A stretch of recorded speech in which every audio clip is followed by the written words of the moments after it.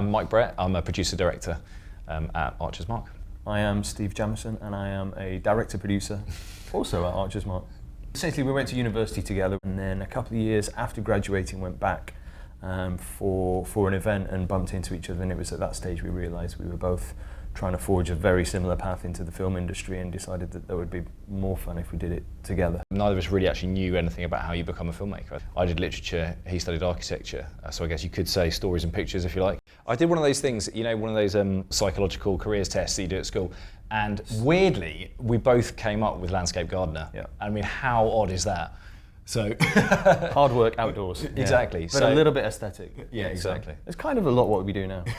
You know, obviously it's an amazing honour to have been invited onto this scheme, and for Mike and I, you know, our careers have been, you know, this long. We've made 2 films, one as directors and one as producers together, and I suppose the most critical thing is that they've both been self-financed. We've done everything ourselves. We haven't really spread our wings into the industry. It's amazing to think now that we might be able to use this scheme to get bits of information and help and mentoring. Through building Archer's Mark as well, we've kind of built a very tight creative team around ourselves. We'd like to think that this sort of BAFTA Breakthrough Brits is just going to be another part of that, kind of building networks, kind of collaborating more with other sort of talented Brits, I guess.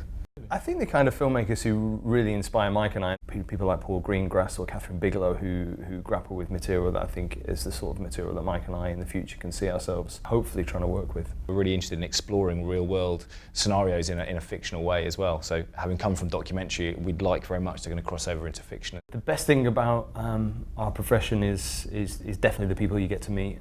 It's definitely the people you get to work with, working alongside your best mate. Every day of your life is pretty good, and we're incredibly lucky that we get to do that.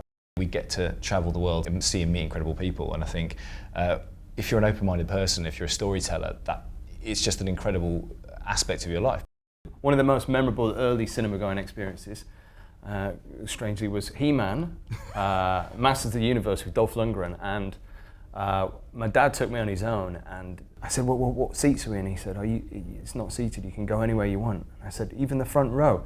And then my dad and I sat in an empty cinema and looked vertically at the screen for the whole film, and it was a terrible, terrible experience, worse for him, but I loved being that close to, you know, when you can feel the bass coming out through the screen. The first film I remember seeing was, I think, The Living Daylights in the town hall, where they folded out all the chairs, and it was obviously a bit of a touring movie, and it was some really ropey print, but I just remember sitting there, and there was definitely a car and some ice involved, and just thinking, this is the coolest thing in the world. Like, can you imagine that it's someone's job to make this stuff?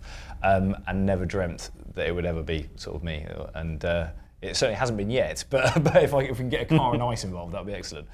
I don't think we're ever going to be the kind of directors who make gritty British kitchen sink drama, because we both had pretty privileged and very comfortable upbringings, and therefore I'm not sure we'd have a huge amount interesting to bring to that environment, whereas when we travel a lot, it does give us an opportunity to meet interesting new people and learn about other cultures as well, and they're always just the kind of things that we're fascinated to bring into screen, because you're just kind of exploring the human condition, I suppose, whether it's in Samoa or Stratford.